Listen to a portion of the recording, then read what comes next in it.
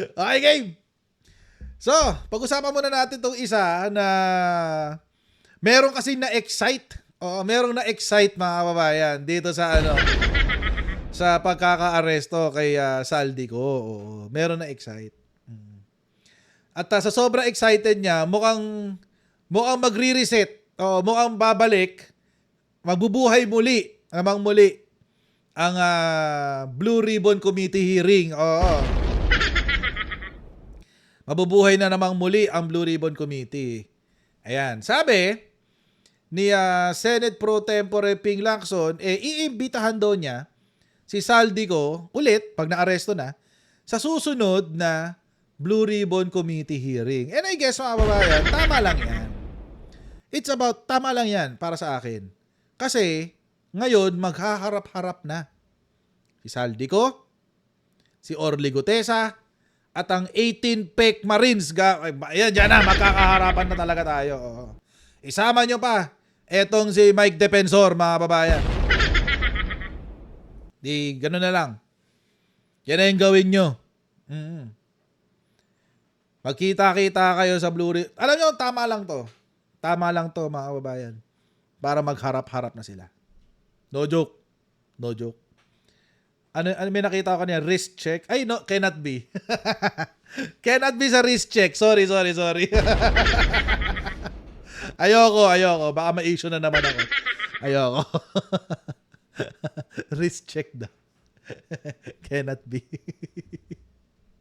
Diyos ko, ayoko na issue. Oo. Going back. So ito na nga, yun na nga ang dyan, ang mangyayari. Maghaharap-harap na sila.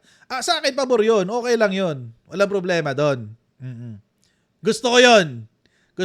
Promise. Gusto ko yun. Para malaman talaga natin ang tunay na kwento doon kay 18 Pek Marines, kay Orly Gutesa. Totoo ba na sila ay tawag dito? Magkakasabwat? Totoo ba yung pag-deliver nila sa tawag dito? Sa Ilocos? Kasi sabi nung isa, kasama doon niya si Saldico mismo, nagde-deliver eh. Sabi ni Keo Umali, pwede ba tumanggi si Saldico pag in-invite sa Blue Ribbon? Actually, feeling ko wala siyang choice. Wala siyang choice, guys. Promise, wala siyang choice. Pero meron din akong isa pang teorya. Meron pa ako isa pang teorya na pwedeng i-take advantage ng mga galit kay PBBM. Okay? Pero panoorin muna natin yung balita. Ito ho yung balita tungkol dyan sa imbitasyon na inihahanda ni Senator Ping Lacson. Medyo meron na tayong magiging kasagutan dito sa medyo komplikadong lagay nung pagdinig sa Blue Ribbon Committee. Makakasama po natin ang ating Senate President Pro Tempore, Chairperson ng Senate Blue Ribbon Committee, Chairperson ng Senate Committee on Accounts, the one and only Senator Panfilo Ping Lacson. Senator Ping, good morning po and welcome to DZMM. Kasama si Peter at Danny sa Balita Patan. Yeah. Peter, Danny, a pleasant morning to all of us. Good morning. Very pleasant ka ngayon. Thank you. Thank you, Senator. Let's get Very let's pleasant. get this out of the way. Dahil yung news of the day is yung pagkakadakip kay Saldico sa Czech Republic. What does this mean po doon sa Blue Ribbon Committee hearings kung magpapatuloy ito? Well, first and foremost, welcome development. Kasi malaking bagay kung mag-cooperate ang may contribute ni Saldico. Alam naman natin siya yung tumatayong parang arkitekto. Yes. Lalo na doon sa pag-insert at saka paglalagak ng pondo at yung pag-allocate sa particular na sa DPWH. Now, first, kumpirmado na nandun na siya sa custody ng Czech authorities. So, ang next move is wala tayong extradition treaty sa Czech Republic. So, ang next move ng mga options na iwan sa atin is, one, through diplomatic channels na ginagawa na siguro ng ating pamahalaan. Okay. Yung ating Department of Foreign Affairs, through siguro sa embassy natin doon, para mapadali yung pag-deport kay Saldico. Ang deportation proceedings is a unilateral act sa part ng country kung saan nahuli si Saldico, which in this case is the Czech Republic. So, ang influence lang ng Pilipinas doon, yun nga, makipag-ugnayan. Ang second option is through the Interpol. Kasi ang Czech Republic is a member of the Interpol. So, may red notice list si Saldico kung pwedeng doon dumaan yung pagpapadala ni Saldico sa atin through the Interpol. Kasi member din ng Interpol. Now, since gano'n ang situation, kung hindi lalabanan ni Saldico yung kanyang deportation na proceedings. Kasi I suppose halos magkakapareho naman yung immigration laws ng iba't ibang bansa Okay. na binibigyan ng pagkakataon yung mismong tao ng due process. Meaning, pwede niya labanan yung deportation. Medyo magtatagal yung pag nilabanan niya. Pag nag-voluntarily Given na yun. voluntary deportation na, mas madali. Now, pagdating dito, punta na tayo pag nandito na siya sa Pilipinas. No, meron siyang pending warrant of arrest na na-issue galing sa Sandigan Bayan. Sa Blue Ribbon Committee, nag-issue kami ng show cause order last January. Noong inibitahan namin siya along with Orly Gutesa and several others at hindi sila sumagot sa show cause order. So nakapending yun. Hindi naman namin pwedeng agad-agad issue ng warrant of arrest kasi nga may Supreme Court ruling dyan na kung saan bibigyan ng due process, hindi pwedeng contempt agad, bibigyan mo ng pagkakataon na mag-explain kung bakit hindi nakadalo.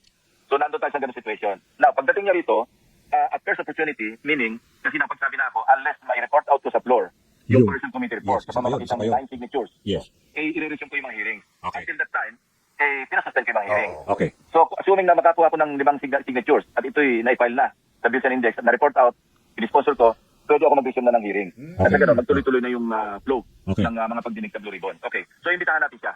Okay. Pero of course, with leave of court. Okay. Kasi ang legal custody niya, Sandigan Bayan. Okay. Senator Ping, liwanagin ko lang ha. So in the absence of an extradition treaty between Czech Republic and the Philippines, tapos sabi mo, the only way yung deportation proceedings, dahil member naman ng Interpol ang Czech Republic.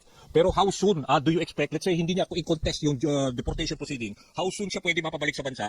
At yun na nga, pero yun na nga, nakatenga tayo dun sa tatlo pang, di ba, yung pipirma dun sa BRC, yung Blue Ribbon Committee. Pero kayo, sa experience nyo sa police force, sa Interpol, gaano katagal yung maramdaman natin yung pagbalik na talaga dito without contesting the deportation proceeding? Parang wala pa nga yung yung tawag dito, yung red notice para kay Saldico. 'Di ba? November pa nag-apply pero hanggang ngayon wala pa yung red notice niya. That's so weird. 'Di ba? Walang balita dun sa red notice eh. So baka most probably ang ending talaga niyan is yung yung deportation. Pag hindi kinontes yung deportation proceedings, hindi deport siya ng Czech Republic. So anytime this week? Win niya. It's hard to speculate. Few days? Depende. Administrative na lang yun. Okay. Wala na yung legal battle kung tutusin. Oo. Kung hindi niya i-question at voluntarily, magpa-deport na lang siya sa Pilipinas, mabilis yun. Administrative na lang. Paperwork na lang yun eh. Okay. Pero matagal pagka kinontes niya. Pero wala ba kayong Pagka info? meron pa ng mga Yeah. court hearings yan. Yeah. Follow up lang. Wala ba kayong info just in case na kasi katulad ng case ni Harry Roque, pwede bang magpa-file din siya ng asylum request? Will that take place, di ba? Pag yun ang mangyari?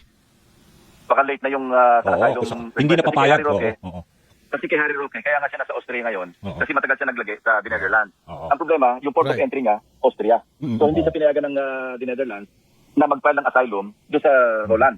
Yeah. Bagkus, dinala siya doon sa Austria. Kasi Oo. doon lang siya pwede mag-file ng asylum. So ganun din kay Saldico, kung saan man yung port of entry niya, doon siya mag-file ng asylum. Wala na nga siya doon kasi undocumented area na siya as far as the Czech Republic is concerned. Yes. So alam nga naman, ipadala pa siya ng Czech Republic Kaya, so- doon sa country, sa port of origin. Malabo mangyari yung mag-papile siya ng asylum. Yun yung sinasabi natin kanina mga kababayan na parang malabo na yung asylum. Kasi nga, number one, yung sinabi nga ni Senator Ping Lacson na kailangan magka-file ka ng asylum sa port of entry. And para makapasok ka doon, kailangan mo ng valid documents. Ang problema, wala na nga siya ng valid documents. So ano sasubmit niya? Wala. We don't know. Peking passport niya sa Portugal? I don't know. So, di ko alam kung paano uubra yung sinasabi ni Harry Roque kasi parang malabo talaga. Parang malabo yung sinasabi niya na yun. Kinalaman ba ang Pilipinas doon sa pagkakadakip kay Saldico? Number two, gaya ng inyong pinaliwanag kanina, this can be a very protracted case in the Czech Republic, kagaya ni Congressman Arnie Teves sa Timor-Leste, di po ba? Correct. First, tama yun, Yung tanong nating isa, may kinalaman ba? Mukhang wala, kasi mukhang nabulaga tayo. Hindi natin alam na, kasi yun parang hindi natin kung spur of the moment decision niya o matagal niyang pinlano na mag-cross ng border. Ngayon kasi sa Europe, medyo mahigpit sila sa mga border eh. Dati, pa-cross-cross ka lang kasi European Union, basta may Schengen na, di ba, member ng Schengen. Palipat-lipat ka lang, wala naman mga border agents mga immigration agents sa border. Pero ngayon, medyo mahigpit sila, subukan niyo mag-jaya sa Europe ngayon. Pag nag-cross ka ng border, meron talagang checkpoint sa mga borders ngayon. Nagigpit sila dahil nga doon sa issue ng mga immigrant. Okay. Ang dami kasing illegal immigrant. Oo, at this is not this is not a statement out na anti-Islam or anti-Muslim. Pero napakaraming Muslim immigrants ngayon sa EU. Sobrang dami, tsaka Indians. Sobrang dami, kaya kinokontrol nila yung yung labas-pasok ng mga immigrants. Hindi katulad noon, Pasok lang. Basta may ano ka, may Schengen ka, yun. Kaya yun. Paski nga sa UK ngayon, di ba? Ganun din. Naghihigpit na rin sila sa immigrants. Sobrang dami kasi. So, baka yun, inabutan si Saldi ko. Wala siyang dalang papeles. Sorry. Tuloy. Koto dun sa BRC, yung Blue Ribbon Committee report muna, Senator Ping. Kasi sabi nyo, magre-resume lang kayo pag makakuha kayo ng siyam na pirma. Di ba? For now, ang balita ko, 6. So, 3 na lang ang kailangan nyo. At mukhang confident ba kayo makukuha before June? Totoo yan, Danny. Confident ako kasi Oo. nagkaroon kami ng pagpupulong at saka kasi ayoko makiusap sa aking mga kasamahan. Oo. Kasi alam ko naman duty nila, alam nila yung responsibilidad Yes, nila. tama. Iniiwanan ko sa kanila yung kung pipirma sila o hindi. Nagpayag ng minority, hindi sila pipirma. Well, ang sabi ko nga, Oo, it's on expected them, naman not yun. on the chairman. Oo. Sa majority, nagpayag ng pagsuporta si Senate President Toto. Sinabi ko na sa kanya, SP, ayoko makiusap.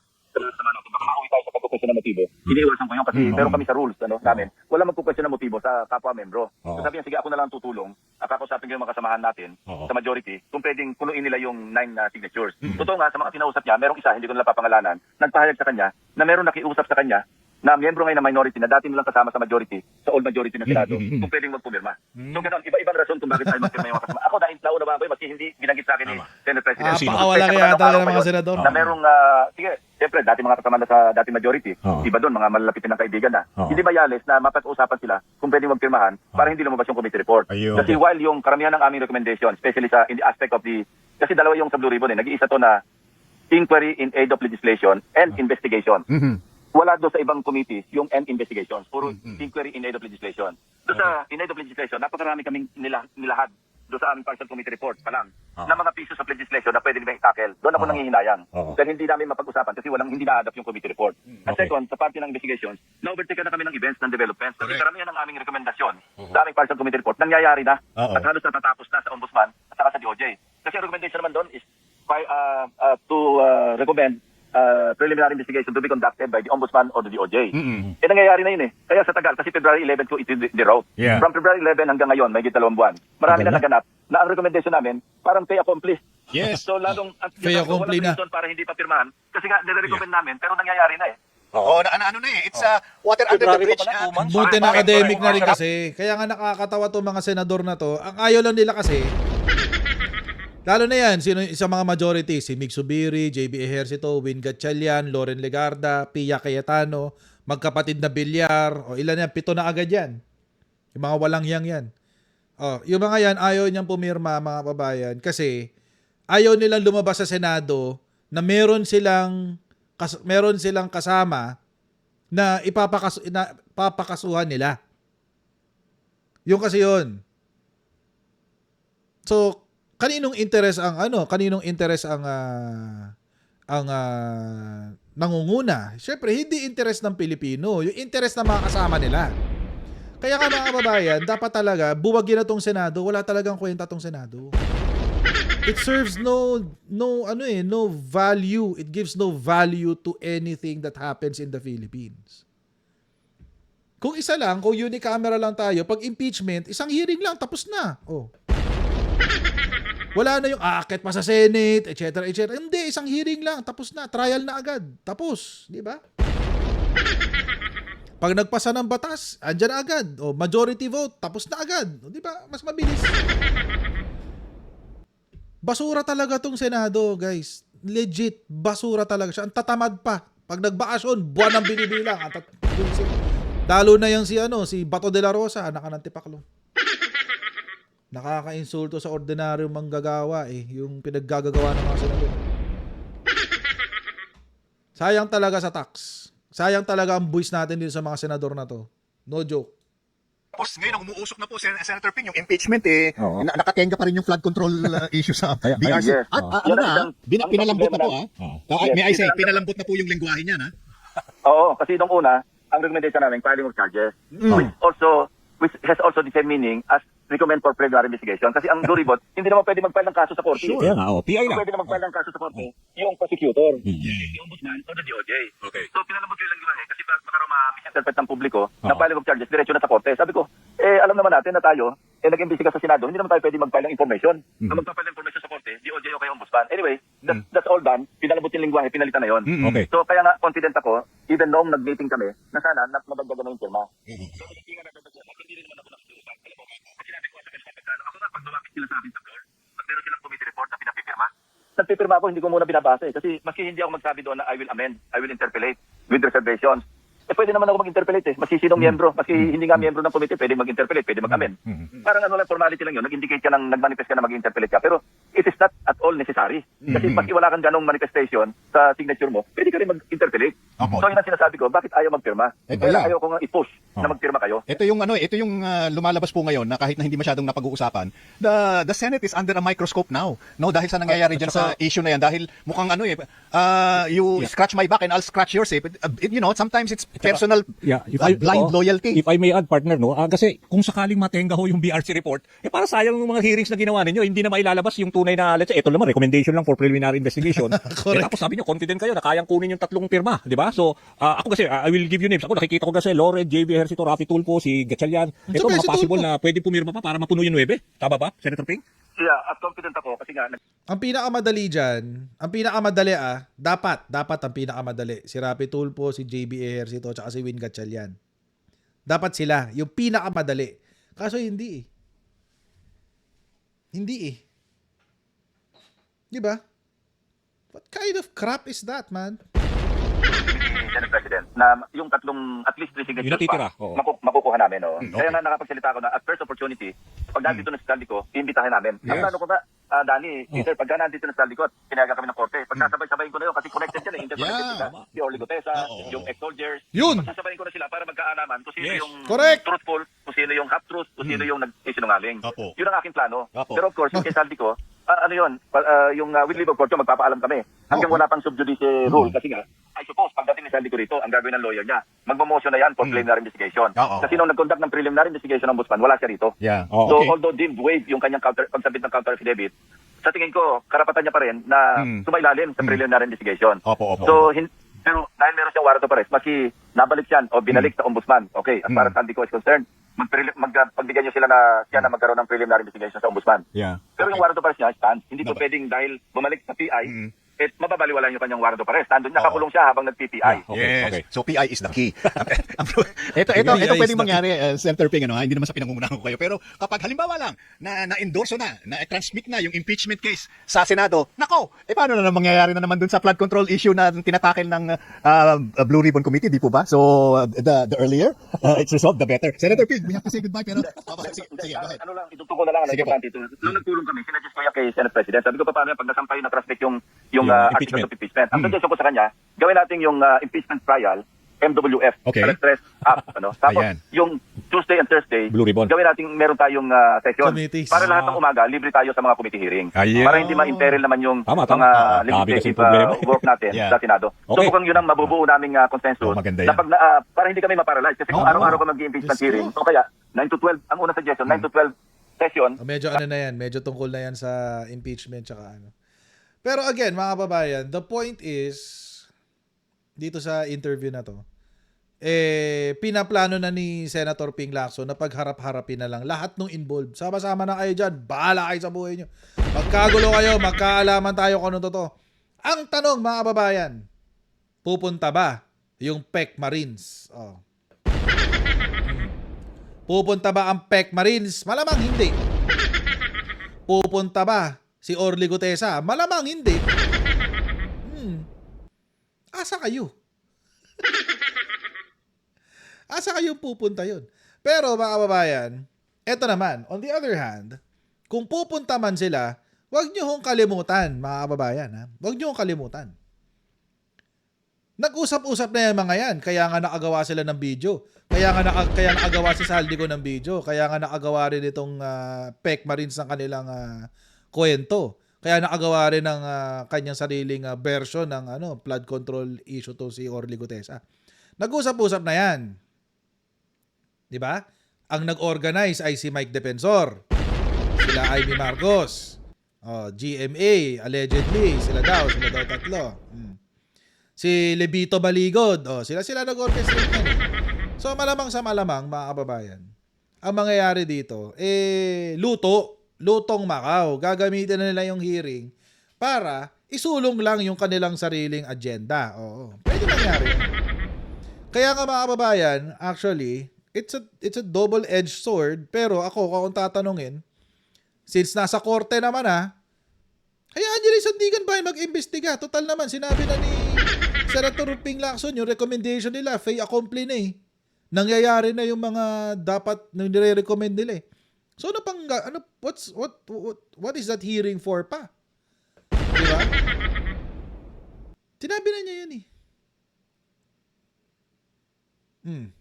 Para saan pa yun? Para lang i-check yung veracity ng kwento ng magkakasamang grupo na to? For what? Iniimbestigahan na silang lahat. Diba? Sa akin, mga kababayan, personally, kung at this point, magbu-Blue Ribbon Committee hearing pa, I think it's pointless. Although I agree in principle, for the sake of a hearing in aid of legislation, but at the end of the day, hindi pa ba nila nakuha yung sinabi naman ni Senator Ping Lacson, marami silang measures na naisulat na para gawing batas para maayos na yung ating budget accountability mechanisms. So, what's the point? I mean, what for? Para malaman kung sino nagsisinungaling sa tatlong grupo na to? What for? Guguluhin nyo lang yung investigasyon ng iba eh. Diba? Guguluhin lang yung investigasyon ng mga tao na merong trabaho na alamin talaga yung katotohanan tulad ng Ombudsman, DOJ, Sandigan Bayan. Diba? So, wag na. Tapusin na lang yan. Tapusin na lang. There's no point in doing it anymore. Although, syempre, for content, kung ako tatanungin, tuloy nyo kasi content din yan. Diba? For the content lang din yan. Pero kung tutuusin, parang, wag na. Para saan pa? Bibigyan lang natin ng plataforma yung mga sinungaling. Alam na nga natin sinungaling nga. Diba? So, parang wag na. Ewan ko lang, ako hindi ko nakikita yung point eh. Parang it's a waste of time already. Tsaka may impeachment na. May impeachment na. Hayaan na natin yung grupo na merong kapangyarihan imbestigahan yung flood control programs, yung flood control issue. Si ICI nga nagsara na eh. Kasi tapos na yung investigasyon nila. Ano pang maidadagdag ni Blue Ribbon Committee sa trabaho ng ICI? Wala na. Wala na sila madadagdag. Bibigyan lang ng plataforma ni Senator Ping Lacson yung mga siraulong DDS na magbida-bida. Tapos guguluhin lang na naman yung kwento. Di ba? Ano gagawin? Wala na. Wag na lang. It's pointless. Kung sila, bahala. Correct. Jerome Garcia. Baka ipang grandstanding lang yan, di ba? Pointless. So might as well, wag na lang. Wala. Magkakalat lang ng kasinungalingan yung mga DDS yan. Wag na lang. It's not worth it. Anyway, mga kababayan. Yun. Hanggang dito na lang po muna tayo mga kababayan. God bless all of you. See you tomorrow, guys. Bye!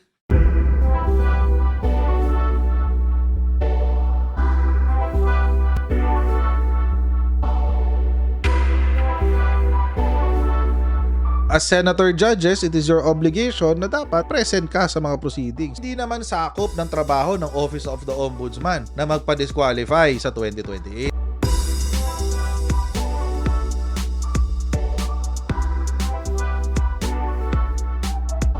I-identify na natin lahat ng Manchurian candidates. Tigil-tigilan na natin yung kalokohan natin.